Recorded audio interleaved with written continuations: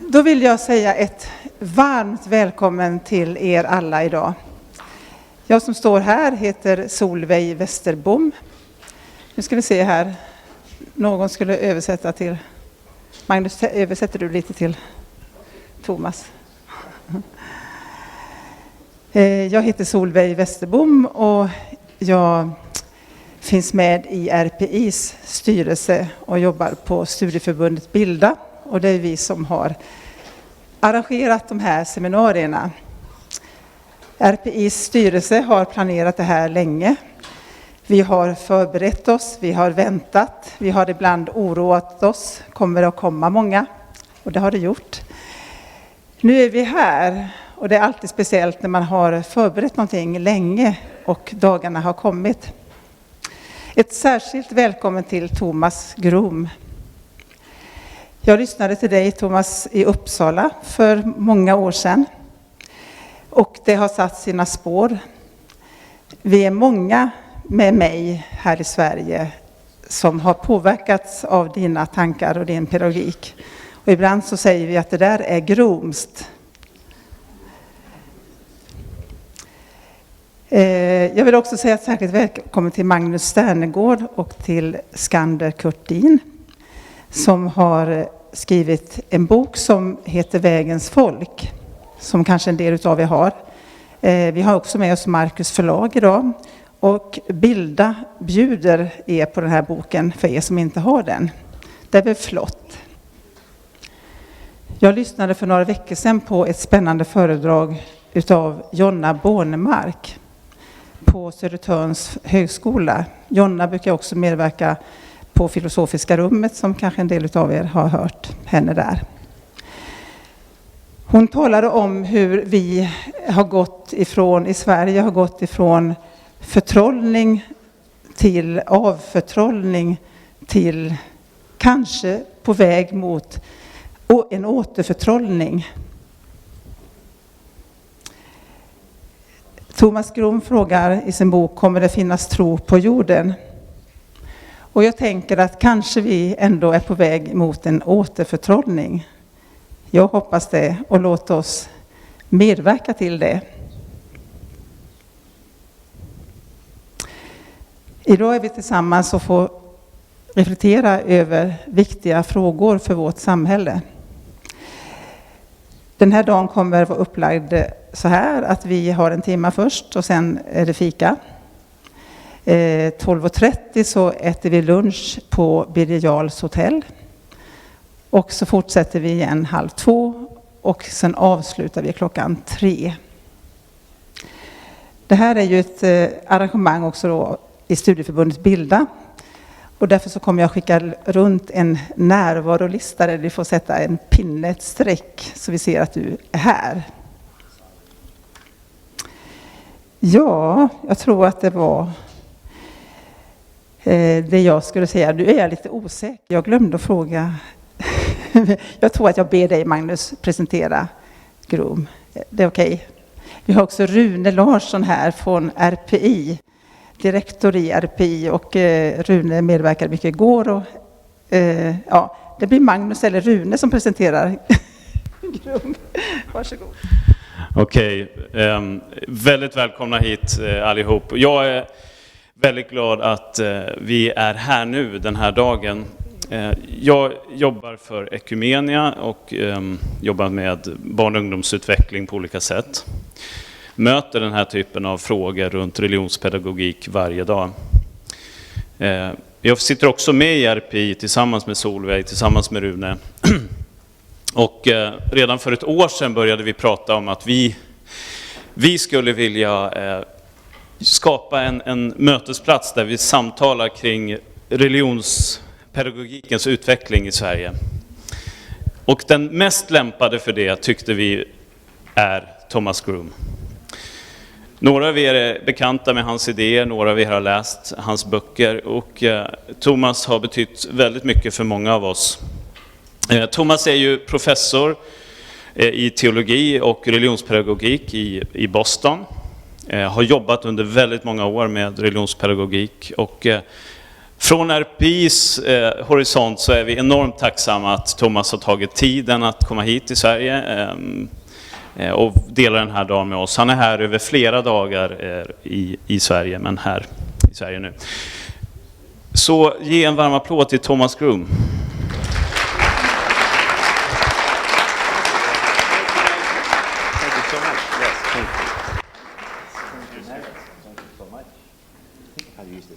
Yeah, you can do that. Yeah. Okay, I might use this. That's great.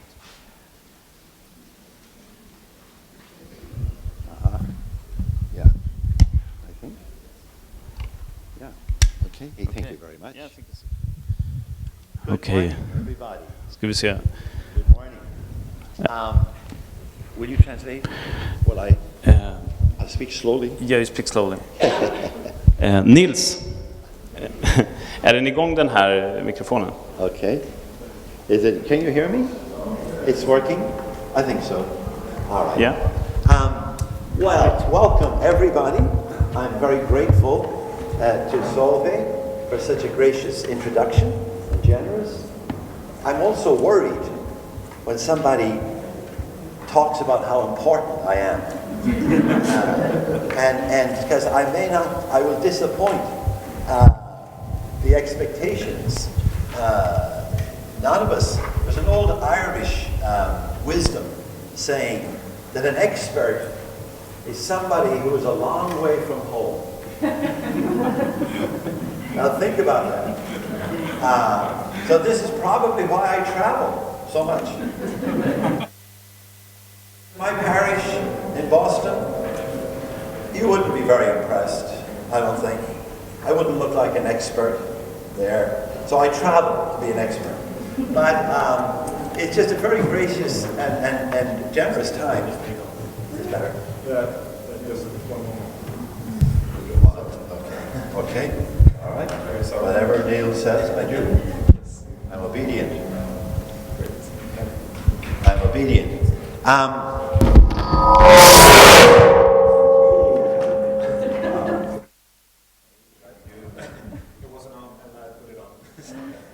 So I'll work with this for now. Testing. If that works, I'd prefer it, but it doesn't matter. We can get it fixed at the break. We'll take it at a break in about 10 minutes. Now it's on. It is? Yes. Maybe we should turn off this one. Okay. We'll get this right. Yeah, we'll get it. Very good. Is that good? Yes. Okay, fantastic. So thank you, Solveig, and thank you, Magnus. And I look forward very much to be in conversation with Magnus and Skander. They've written this wonderful curriculum for 14 to 18 for youth and young adults.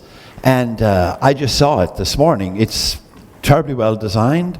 It looks like the theology and the pedagogy are very effective, and certainly ones that I would subscribe to.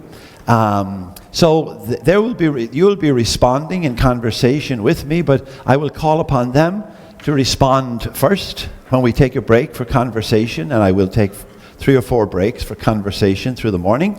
And I will invite my colleagues to respond first, and then you can respond, because it's not so much asking questions, it's as much as trying to figure out what's the best way to see to it that there will be faith among our youth and our young adults today. Let me also preface my comment by inviting your church, and indeed the Church of Sweden and all the other Catholic Church that invited me, but in a very particular way, the person who brings me to Sweden is Rune. And Rune and I met, I forget, 30 years ago maybe, and we just became soul brothers and very much committed to the same approach to educating in faith. And so we've been friends for probably 30 years, and he was the one who started bringing me to Sweden. And I'm very grateful to him. He's a very important man, I know, in your church. In fact, if he was Catholic, he would be a cardinal. Yeah. But since you don't have cardinals, you did away with cardinals, right? Yeah. And that was probably a good idea, actually.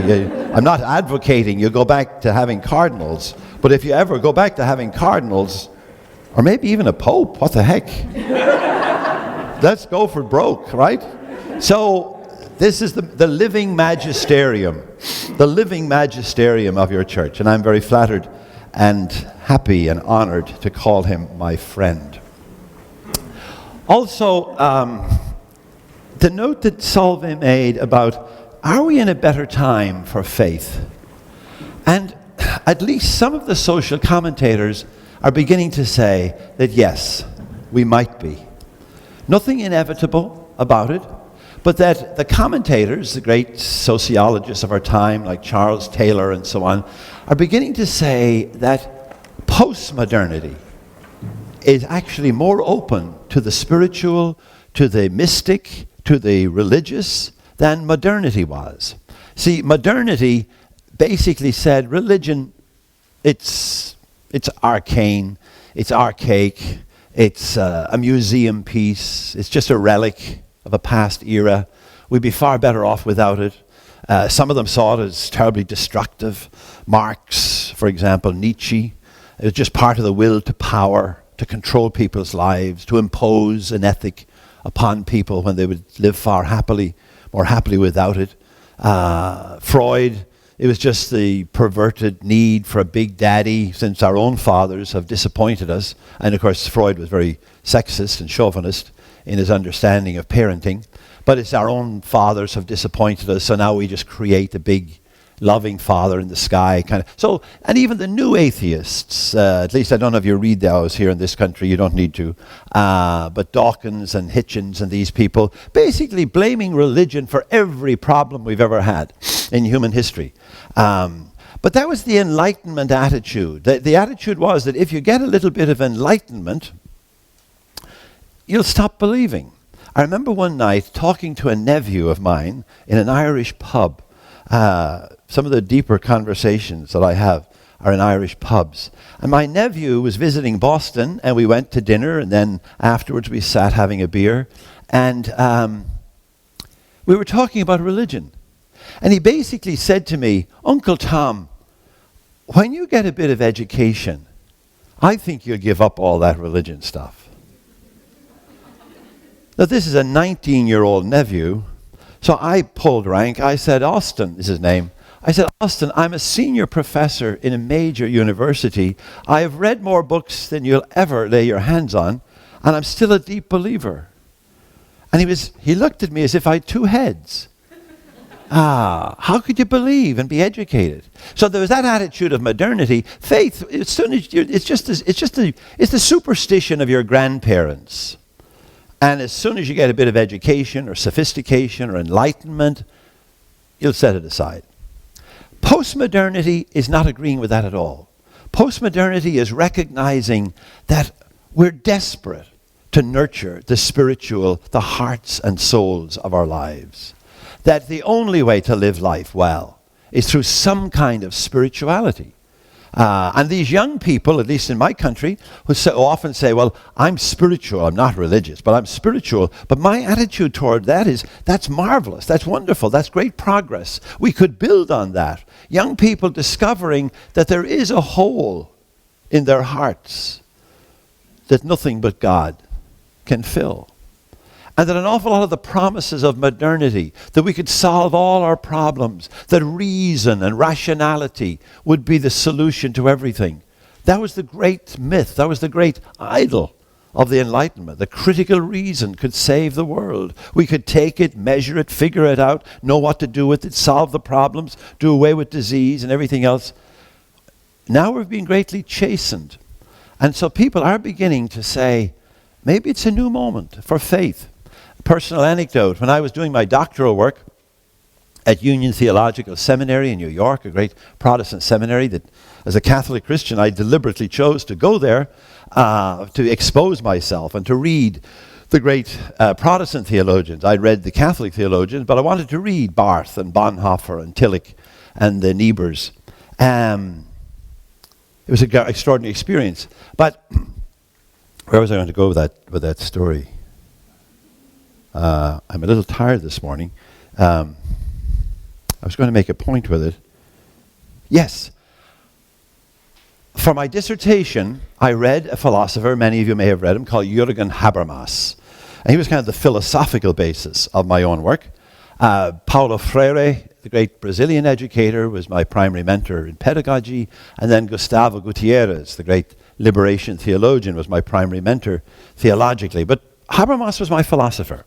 Habermas, when I was reading him, 35 years ago, was death on religion. Totally opposed. Religion was just simply the opiate of the people. He was a neo-Marxist. Now, he came to Boston College last year, that's my university, and I went to hear him. And I was amazed.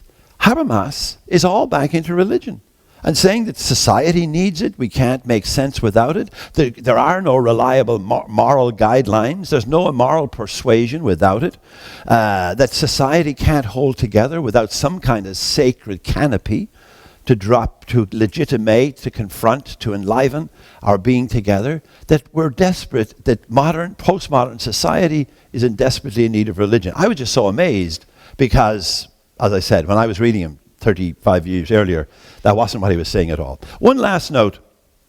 This is all by way of introduction, by the way. One last note. The gospel today, I don't know if you have it here. I should have checked this, but in the United States, Lutherans and Catholics share a common lectionary. In other words, we read the same scripture readings each day as part of our daily readings. Today, by the way, is the feast of Saint Matthias, who is the one who replaced Judas when Peter stood up and said, we must replace him. And Matthias. There's a feast of Matthias, and it tells his story from Acts chapter 1. But the gospel is Jesus saying to the disciples, it's John 13, 14, I've told you all this good news that I brought to you. I've told you so that my joy may be yours, and your joy may be complete. And there's something that we've lost about our faith being a source of great joy. If we truly believe it and embrace it, there's no better warrant for happiness in life, for joy in life, for hope in life, for love in life, for faith in life, for compassion, whatever it is you want to name. It's this extraordinary source of human well-being, this faith of ours. And not just for ourselves, but for the life of the world, as he said in John chapter 6, verse 31. This bread, this body and blood he was leaving us, this body of Christ was for the life of the world. But I love that line. I tell you all of this, all that I've told you, I did it so that my joy may be yours and your joy may be complete. I want this to be a happy faith. And I think retrieving and reclaiming the joy in our faith is maybe one of the better ways that we can persuade youth and young adult to embrace it with us and to live it faithfully. That it's a marvelous source of true joy. Pope Francis, you'll pardon me quoting the Pope, because I don't quote popes too often, but I like quoting Pope Francis. He's my favorite pope in a long time. I'm sure he's yours too. My Jewish friends in Boston are more excited, or as excited, about Pope Francis as I am. But his first encyclical, or it's actually an apostolic exhortation, is Gaudium Evangelium. Evangelii Gaudium. Evangelii Gaudium, the joy of the gospel. And all through that document, treat yourself to it, even if you're a good Lutheran, or Covenant Church, or Ecumenical Church in Sweden. It's a powerful statement of Christian faith and the joy that it should bring to our lives, and us then to the life of the world. Let me push on a little bit. As I said, that's all by way of introduction, and I'm going to call upon Magnus and Skander to respond, and I'll be asking you to respond. I think there is a new generation of youth and young adult, and in some ways, we were never their age. I have a little boy of 13. He just became a teenager. I got a late start in parenting. Don't you agree? Teddy. And I the other day, I started saying something that I swore I never would say to him. I prefaced it by saying, Teddy, when I was your age. And he looked up at me and he said, Dad, you were never my age. And you know what? Teddy is right. I was never Teddy's age. Never. It's a totally different world. The little Irish village that I grew up with didn't even have a phone until I was a senior in high school. We got electricity in my sophomore year of high school. Television came when I was in college. Cell phones and texting and Twittering and Facebooking and unheard of. He's growing up in a totally different world. There's a deep sense in which I was never Teddy's age. And when you add in the natural challenges of the whole negotiating the transit from child to adult. By the way, if you're interested in my overheads, I'll be happy to give them to you. I'll give you an email address and I'll email them to you. So if you're taking notes, take your own notes. I'll give you my notes, but take your own notes. Or what my colleagues here, Magnus and Skrander, might say. I think when you add, it's tough enough to grow up, isn't it? And yet when you add in the complexity, the challenges, and the power of youth culture, it sounds overwhelming. There's probably has never been, this will sound a bit dramatic, there's probably never been a more difficult time in human history than today to hand on Christian faith. The challenges have probably never been higher, and the stakes have probably never been higher. Because there was a time when the culture itself disposed people toward faith. Now, it depends on how far back you want to go. Is it 100 years? Is it 200 years? It's about 50 years in my Irish village. The culture expected faith of people. The culture encouraged faith in people. Now, that's not the case. Far from it. In fact, if anything, much of our culture is inimical to faith, is threatening to faith. It's rarely conducive. And yet there is nothing, it's rarely conducive to faith. And yet I would propose that there's nothing that our young people need more than faith. And perhaps it's as youth and young adults that they most desperately need it, as well as when we face into eternity. It must be a dreadful burden to die, to face into death without faith. What a terror. What a sense of loss. What a sense of hopelessness. So facing death, but I would say facing adolescence is the other most desperate time for faith. They need faith in themselves because of the profound doubts about it. They need faith in life, that it's worthwhile, that it has purpose, that it could have meaning. They desperately need faith. And I say that they need faith in some kind of ultimate meaning. That's why I give it a capital M. You could put in God, if you like. They need some center around which to organize their lives and to place at the center of their lives. And which, of course, is why Yahweh instructs the Hebrews to put God at the center of life, because God had just freed them from the slavery of Egypt. And in a sense, at Sinai, God was saying to the Israelites, look, put me at the center of your life. Let me be your source of meaning, of purpose, of what it's all about. Make me your God.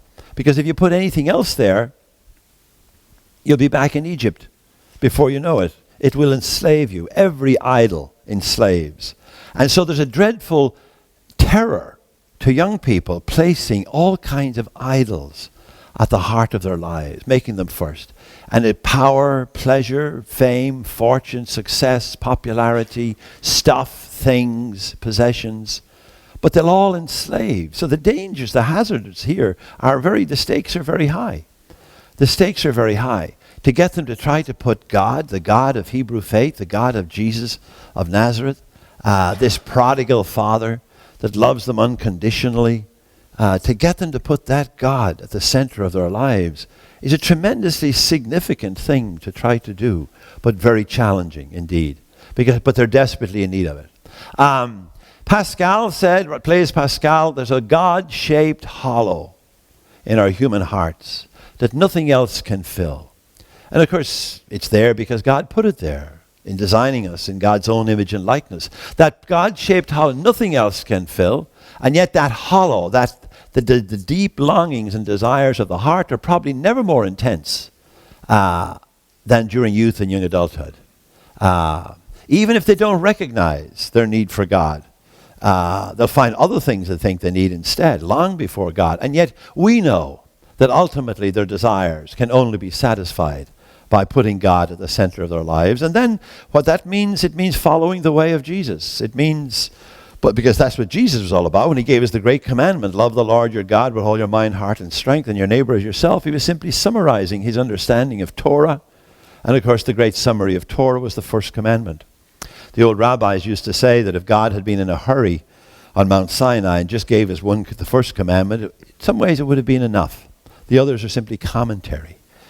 But Torah, Jesus, the whole summary of Torah was that first commandment, and then Jesus re-articulating that as the greatest commandment of love the Lord your God with all your mind, heart, and strength, and your neighbor as yourself. That's what might satisfy the hungers of the hearts of our youth and young adult. We have to encourage their questing rather than discouraging it. We have to get them to ask the questions, to pursue their hungers, to listen to their hearts, to try to direct them that they're in faith-filled ways. Because I think, now you may agree, you may not agree, but I think all of our hungers, all of our desires, ultimately, are desires for God. And all of our hungers and desires can turn us and lead us toward God if they're properly approached, appreciated, fulfilled according to their proper design.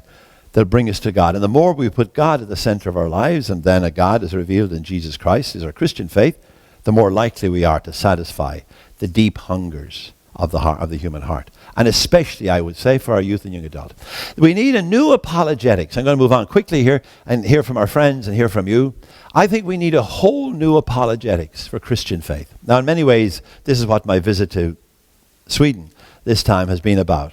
Because I just came to realize that the old apologetics isn't working. Now, what do we mean by apologetics? Apologetics was basically the old ancient process that begins with the early Christian community of persuading people to Christian faith.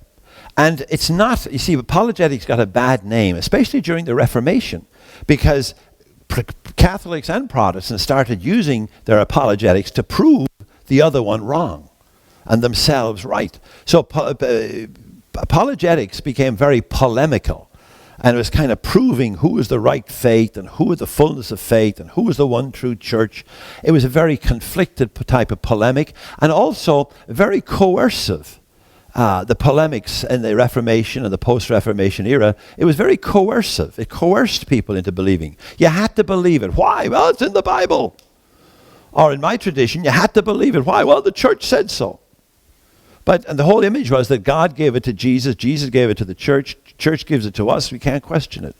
You have to believe it. And if you don't believe it, you know what? And if you don't follow it, there could be hell to pay. In other words, you could end up in eternal damnation. You might not save your soul. Whereas if you obey the rules and follow the instructions, you could get to heaven. So there's a whole coercion to the apologetics that emerge. I think we have to return to apologetics, but this time it has to be by persuasion. And I call it a new apologetic, and that's a misnomer. Because actually when you look at the apologists of the early Christian communities, they did it entirely by persuasion. Read some of the letters of Cyril of Jerusalem, telling people, this is a tremendous faith. This is a spectacular way to live your life. This is the most beautiful thing you could possibly take to heart. He's talking to the newly baptized. He said, you're a new creation. God has these are poor peasant people, but he's making them sound as if they're like the greatest thing on earth.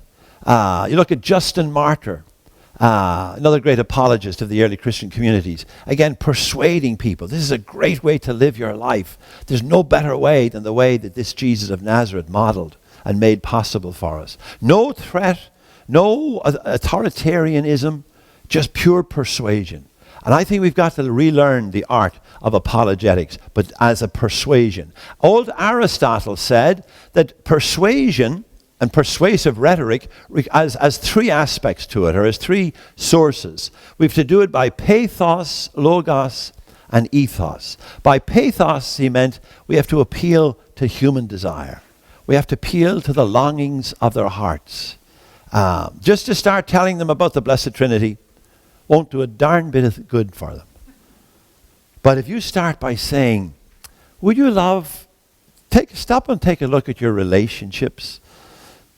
Write down your 5 most important relationships in your life. Why are they important? How are they life-giving? How are they destructive? You start, what kind of relationships would be life-giving relationships? How would you know? How are you in relationships? To get them reflecting on their own practices, their own deep desire to be in right and loving relationships. That's the deepest desire of our hearts, is to be in right and loving relationship. And it's only then in the context of their lives, it's only in dipping into their desires, that then you begin to talk to them about the Blessed Trinity as a God of right and loving relationship within God's self and always toward us. And then that this God calls us into right and loving relation. The best way to live our lives by far is through living it in right and loving relationship with God, self, others, and creation. There's no other way to live happily. You can try lots of other ways, but the best way to live happily is in right and loving relationship with God, self, others, and creation. And it's possible. We have the resources. We have the resources to do that. So we have to appeal to their desires, to the deep desires of their heart, for intimacy. But what's that desire for intimacy? It's ultimately to be meaningful, to have meaning, to have purpose, to matter to somebody.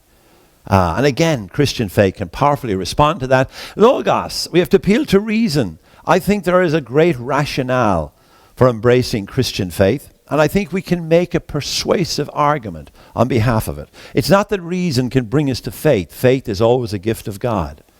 But our faith should never be unreasonable. It should never be nonsense. It should also make eminent good sense to people's lives. And because we are rational beings, we're people of the heart. And I think we've neglected that in our theology and in our pedagogy and in our religious education. But we have to appeal to reason. And then ethos is the third one. We have to appeal to the credibility of the faith and the benefits it can bring to people's lives. The benefits, the assets, the gifts it can be. And my friends yesterday heard me say it a number of times, but I'll repeat it. Imagine the extraordinary life that can be lived if we follow the way that Jesus of Nazareth modeled and made possible by his dying and rising. How faithful a life that would be. How hopeful, how loving, how compassionate, how inclusive, how just, how peaceable, how merciful, how you name it. It can be an incredible, it's a very credible life to live. So we have to be able to appeal to the credibility of it and the benefits. The benefits it will bring to people's life. When he said, I am the way, the truth, and the life, he wasn't kidding. And we've often, in English, we translate the Beatitudes as blessed are the poor in spirit and so on. Well, the Greek there is mathetes, and it can be also translated as happy. Happy are the poor in spirit. Happy are the merciful. Happy are those who hunger and thirst for justice, and so on. Now, let me bring you into the conversation. Take your pen and paper. I've taken a little too long to do this, but at least we got here eventually. Take your pen and paper. Pause for a moment. What do you recognize as some of the... Now, I've just hit the surface in a very superficial way. There are deeper desires. There's desires for mercy, for inclusion, for love, for intimacy, for meaning, for purpose, for justice, for compassion. What are the desires? What do you recognize, especially in our youth and young adult today? What are some of the dominant desires, concerns? And let's do this contextually, not in the abstract, but as you look at the youth and young adult of your own country, of your own culture at this time, what are some of their great desires? And their the other side of desire, of course, is anxiety. Their great fears, their great concerns. How would you name them? That are the ones that are dominant for the youth and young adults of Sweden today. Just give that a little thought and see what emerges or occurs to you.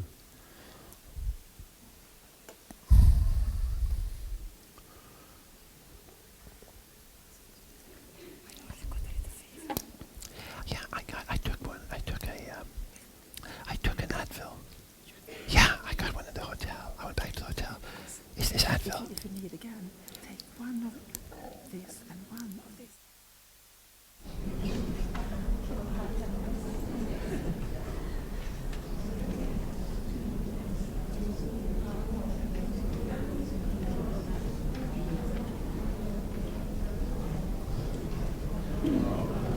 you've already started talking to each other. That's exactly what I want you to do. Would you turn to your neighbor, the neighbor beside you, introduce yourself if you don't know each other. Find a good neighbor. Two is enough, but 3 is at most. In honor of the Blessed Trinity, you may want to have a group of 3. But so here's a threesome right here. Talk about it. What do you think are the greatest desires of your youth and young adult in Sweden today? And then my second question, I forgot to pose it. I got distracted. What benefits how my Christian faith respond to those desires, to those challenges? Think about it. Talk about it. We'll come back together in about 5 minutes.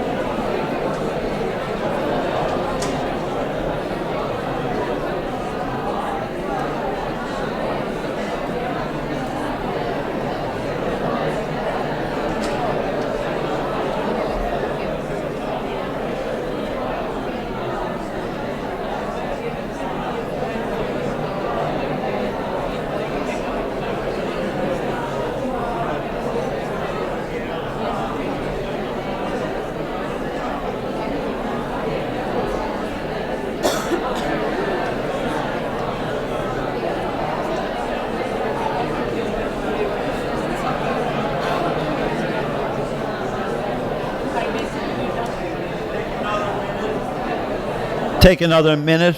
We'll come back together.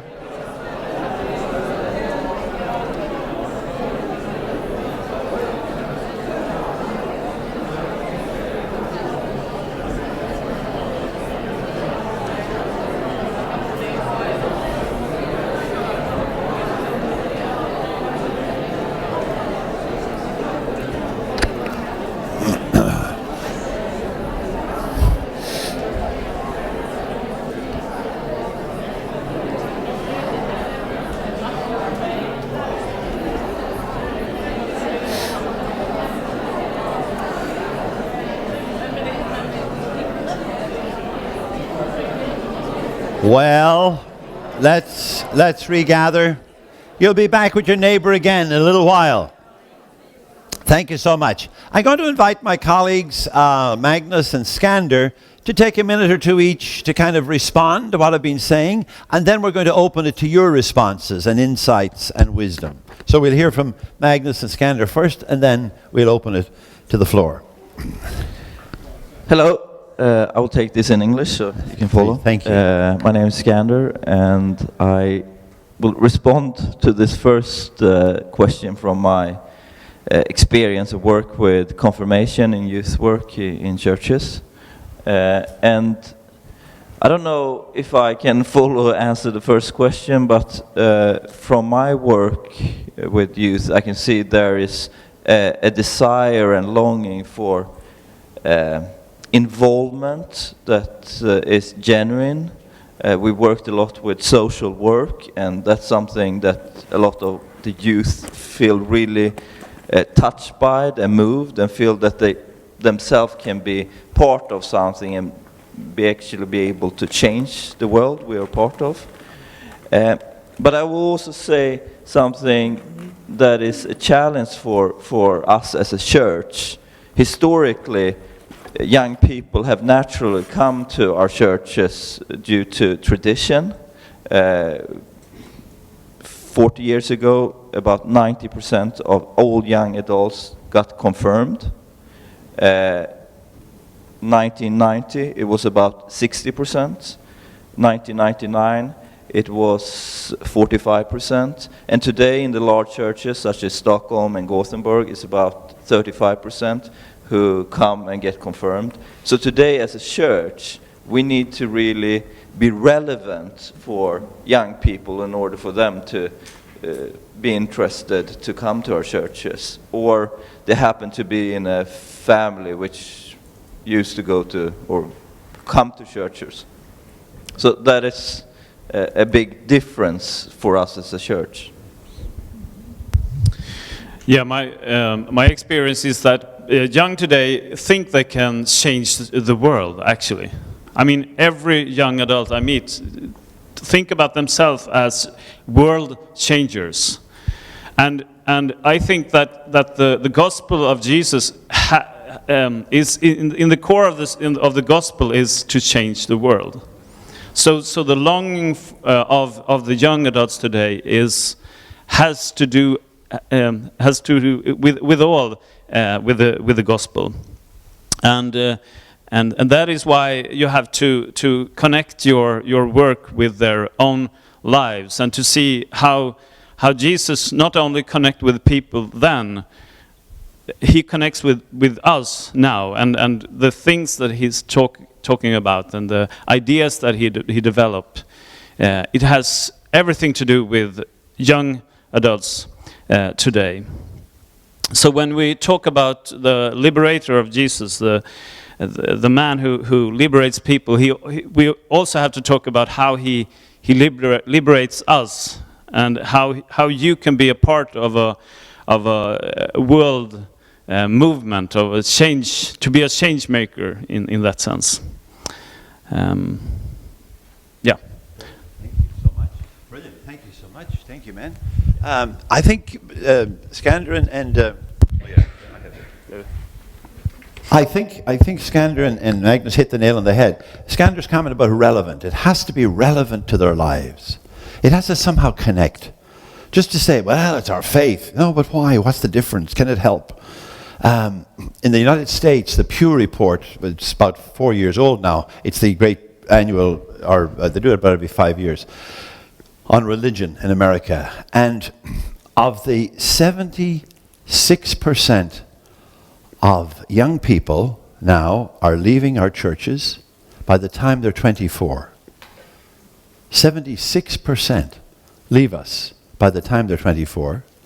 And when the researchers asked them why they left, 78% of them said, it was irrelevant to my life.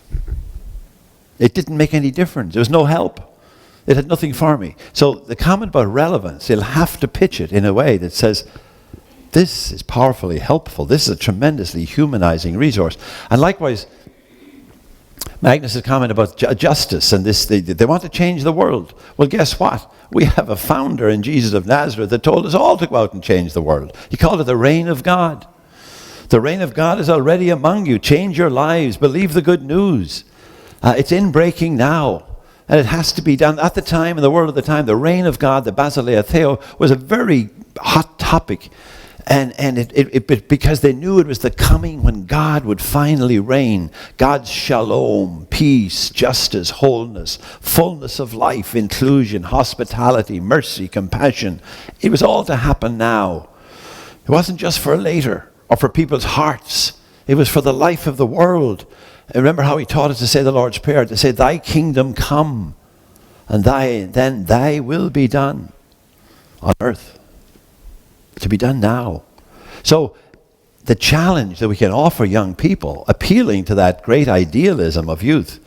Now, we can bring a jaundiced attitude toward that and say, oh, you know, they'll get sense. No, don't do that.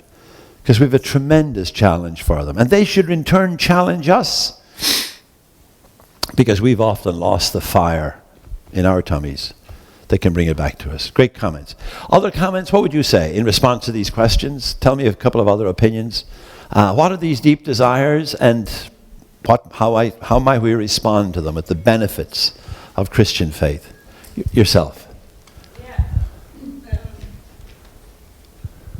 I totally agree, but I have also the reflection that while many young people feel that responsibility to change the world, they are sometimes very overwhelmed of being the feeling of powerlessness and being responsible for things they cannot change. And then I think the old Christian practice of confession and renewal is on a daily basis. It's very important. Very important. And we sometimes time to pressure other things that we should feel they should be feeling guilty about on them instead, and even making their load heavier instead of taking the things that they really feel, and also tell them that Jesus told us the difference between shame and being responsible. Yeah, great Guilt point. and shame is not the same thing, and we are dealing a lot in shame sometimes. And that's not, we shouldn't increase the guilt. No. We've enough. No. Yeah. So I think, the renewal and our Lord's truth, that we should show that we are sometimes not, showing them that we really believe that the truth will make you free. Yes, but you see, I think you're making a great point. But this is why they need mentors. Yeah. People who can say to them, look, you can't do away with world hunger. Yeah. But you can help out on Saturday morning in this soup kitchen. And Magnus and I is dealing with the female mentors for young people, making use of all the old ladies in church. Yes. But we can give them good things to do. And also your point about if they can't just be doing things in the overt sense, they'll also need the spiritual practices to sustain them in doing it. So to give our young people a pattern, a habit of daily prayer. Yeah. However they go about it. Yeah. It might be a moment of reflection on a gospel reading. It could be Lectio Divina, centering prayer. The Christian tradition is so rich in spiritual practices. Yeah. And giving and enticing and nurturing our young people in them. My friends have just written a great curriculum. I've just finished writing a curriculum, not quite finished. I've got 8 books to write. They just wrote 1 book. I'm writing an 8-book curriculum. And in every lesson, we've put in some kind of a spiritual practice for people to do. But I think our church, or my church, is really one of the things I think we should focus on is the daily confession and the daily renewal. That practice, Yeah, it didn't work out last day, but this is a new day, and I'm going forward in Christ. But you bring it to God. Yeah. You ask for mercy. You pray about it. You learn from it. And then you move forward with Him. Absolutely. Yeah. Absolutely. Well said. Thank you so much. No, developing good spiritual practices. Yes, the practice of the works of justice and the works of mercy and compassion, the great feeding the hungry, giving drink to the thirsty, clothing the naked, sheltering the homeless, visiting the sick, burying the dead, caring for the imprisoned. I mean, the great corporal works of mercy are indeed imperative to Christian faith, but without patterns and habits of spiritual practice. Now, in a way, they are spiritual practices. But you're right. I think that my friend here is very correct that they'll need regular nurturing of the soul if they're meant to maintain and sustain that. And that each of our traditions has their own practices. And some of them are very common practices, and we can learn different practices from each other. But to review the day, to go back over the day before you fall asleep, and to recognize the God moments and how you responded, and if you responded, and how you didn't respond, and how you failed to respond. And then the act of repentance, and always an act of hope, of course, which of course the Lord's Prayer is both an act of repentance and a prayer of hope. So whatever the pious practice might be, training them in those and nurturing them and encouraging them is imperative. And you see, I see that as part of religious education, because we've often thought of religious education as teaching the dogmas and doctrines of the church. No, religious education is also about getting them to pray and to have their own spiritual practices that will sustain their faith. Thank you. One more comment before we push on a little. There's somebody down there. Pardon. Please. Oh, yes. Thank you, Carolyn. Hello, my name is Carolyn, and I've done some research among young adults here in Sweden. They were then between 19 and 29. And what I could see, they were struggling with existential themes around who they are. Uh-huh. And that's not so strange, maybe. Yeah. But then they also struggled a lot about all those choices they have to make, which I mentioned before. And they seem to suppose that they can choose everything. And that's also a big responsibility, as you said before. But then they struggle with the question where to go. And that's very interesting, I think, that they're not sure of where to go. They have no direction.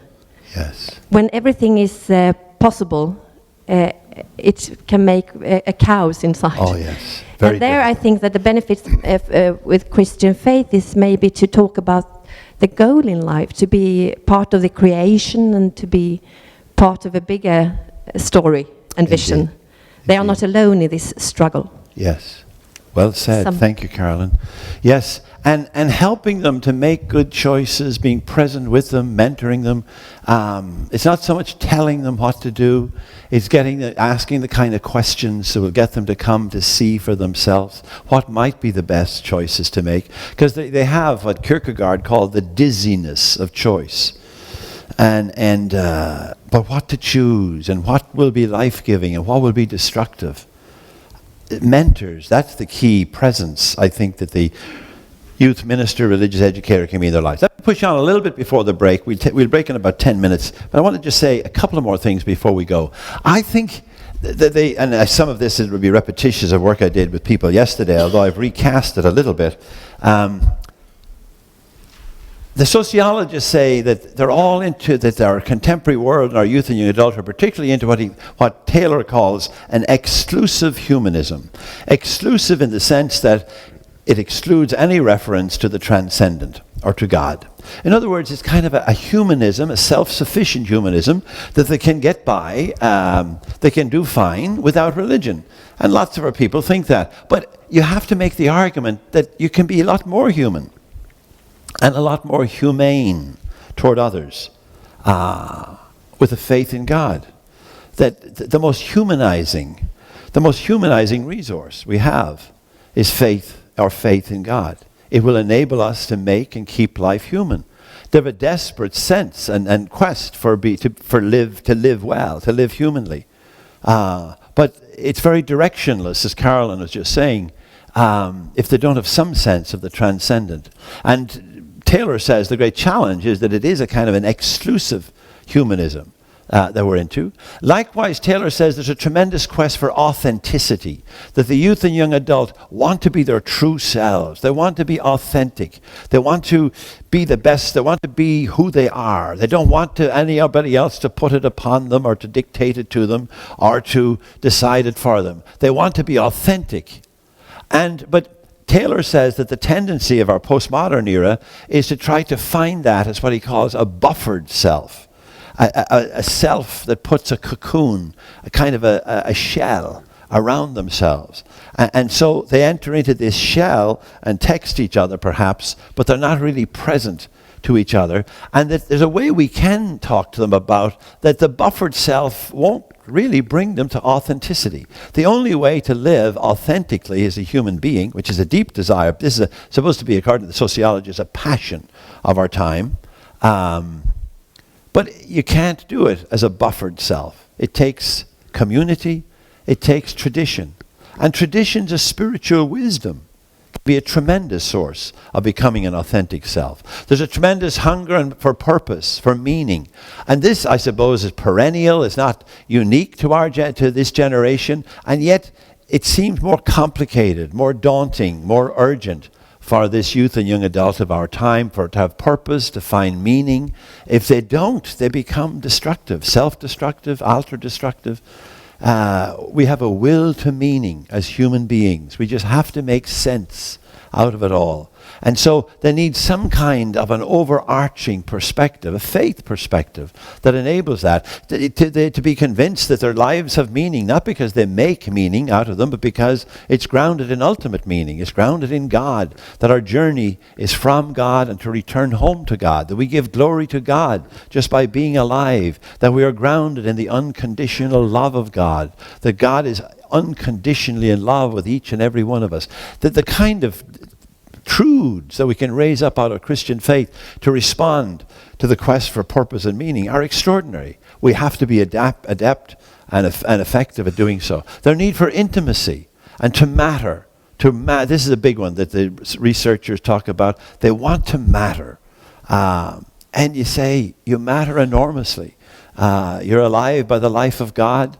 You're sharing the divine life. You already matter. It's a gift, it's a grace. God has already given it in God's unconditional love. They can have tremendous importance, I suppose is what we're looking for.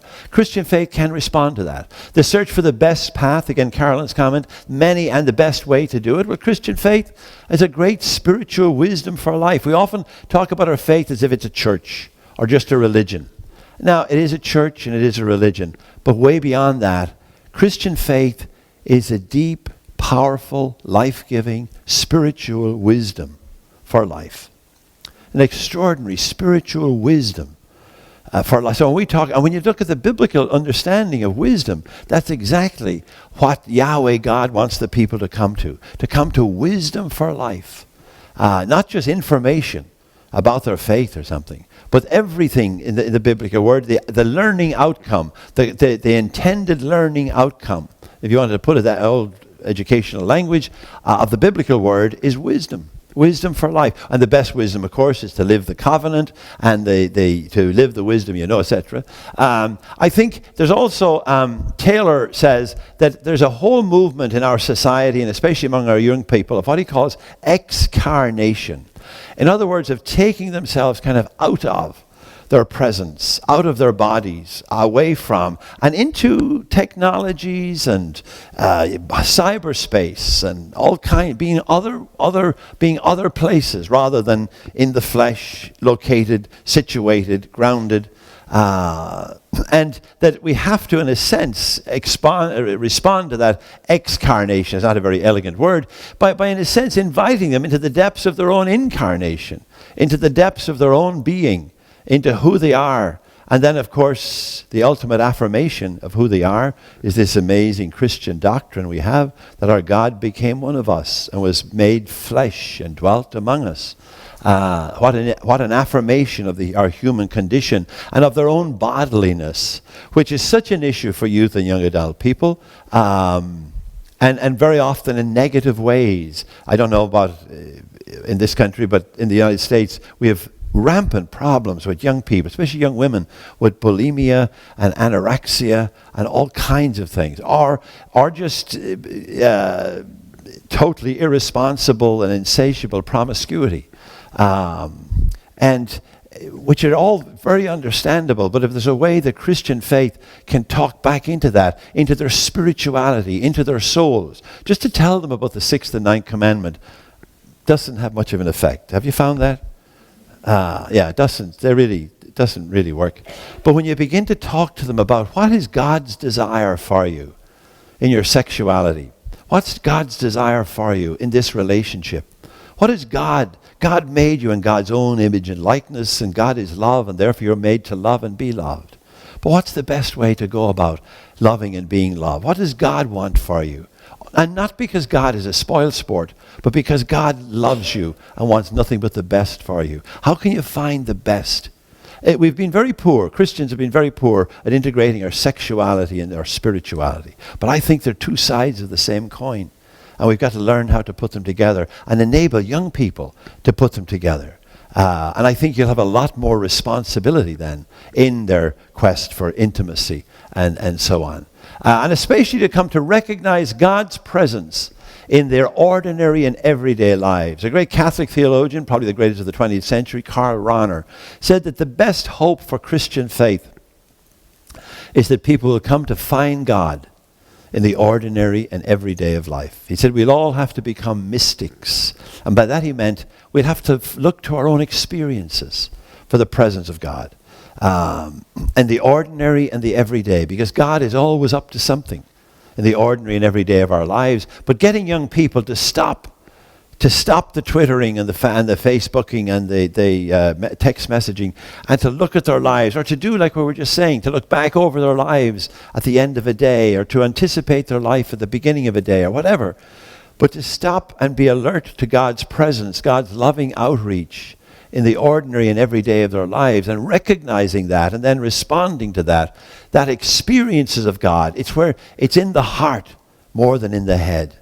And there's room for the head in affairs of faith. We've got great dogmas, doctrines, systematic theologies that have to be explained, and they should know well. And yet we appeal to the heart when we get them into their own experiences and reflection upon it. And I think we have a Christian way of doing that, talking to them about the presence of God in the ordinary and everyday of life. I think a self-sufficient humanism is not nearly as humanizing as a life lived in faith, for the high times, the low times, the weddings and the wakes, but for the everyday as well. We're made in God's image and likeness, and so are they. We have to remember that and be confident of that. That's where the God-shaped hollow comes. They're alive by the life of God, by the very breath of God. That extraordinary story in Genesis 2, where God fashions Ha-Adam, a person of the earth, and breathes the breath of God's own life, Nefesh, into Adam. And we became alive by the life of God. And this life of God is within us and is coursing through our veins. That life is empowered by Jesus, and I'll come back and say more about Jesus and the second hour. By the presence of the Holy Spirit, we can live far more humanly. And we have to convince them that they will live far more humanly and richly and better lives. Just from the point of view of even their own self-interest. It's a better way to live one's life, by honoring our spiritual nature. Because it's not as if we're human beings who have a spirituality. In fact, we're spiritual beings who have a humanity. And that's what Genesis 1 and 2 talks about. We must constantly enable them to integrate, this is the last overhead, and we'll break. We must constantly enable them to integrate faith with their everyday lives. It has to matter. To decline the dichotomy between, we'd have to push back against the dichotomy between theory and practice, head and heart, belief and doing, and give them Christian things to do and then to reflect on them, including good spiritual practices.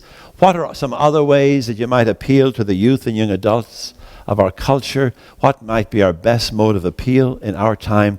Why don't we leave those questions, bring them with you to the break time? I think it's ready. Is that right? We're ready for our break. And when we come back, we'll hear from my colleagues Magnus and Skander again. But be thinking about, because I've just touched the tip of the iceberg, how do we appeal and how do we make Christian faith deeply appealing to youth and young adult of our culture? And what might be our best mode of appeal? And I'll pick up on that in my presentation, but we'll hear from my colleagues when we come back. Enjoy the break. We'll regather in about 15 minutes. No? Hello. Nej, nu hörs jag.